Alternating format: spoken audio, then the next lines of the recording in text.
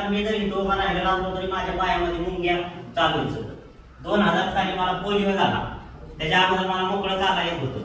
3 वर्ष एका जागेवर बसून रांगत होतो. ह्यांना माहिती आमच्या वडिलांची कशी परिस्थिती होती, काय गरीब.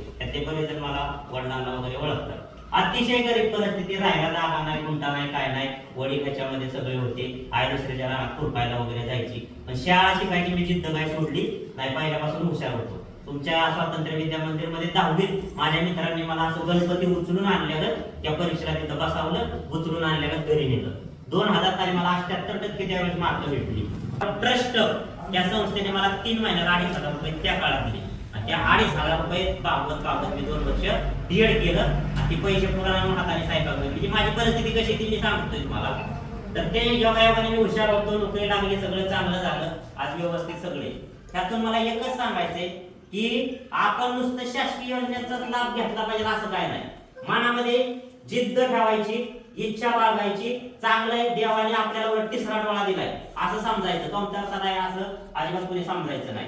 कारण अरुणिमा सिन्हा नावाची तुम्ही त्या ठिकाणी एक खेळाडू पाहिजे असेल तर तिला रेल्वेमध्ये जाताना ती रेल्वेतनं खाली पडली, दोन्ही पायावर तिचे चाक गेली, दोन्ही पाय काढावं लागलं.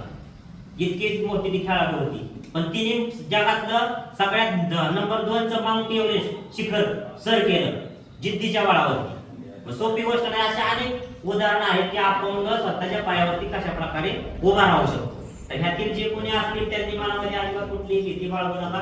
अतिशय चांगल्या प्रकारची लोक या ठिकाणी आपल्या साथीला आहेत. शासकीय योजना भरपूर आहेत, परंतु त्या कागदपत्राने आपल्याला जे होते ही कागद आणा ती आणा. म्हणणार 5 लाख रुपये तुम्हाला कर्ज देतो, पण 50 कागद आहे ते गोळा करता करता ते सर्टिफिकेट काढता नाकी न येते. पण अध्यक्षांनी राकेश पवार जे असतील, युवराज भोसले जे असतील, त्यांनी आज मला या ठिकाणी अतिशय चांगल्या प्रकारे सहकार्य करायचं ठरवलंय.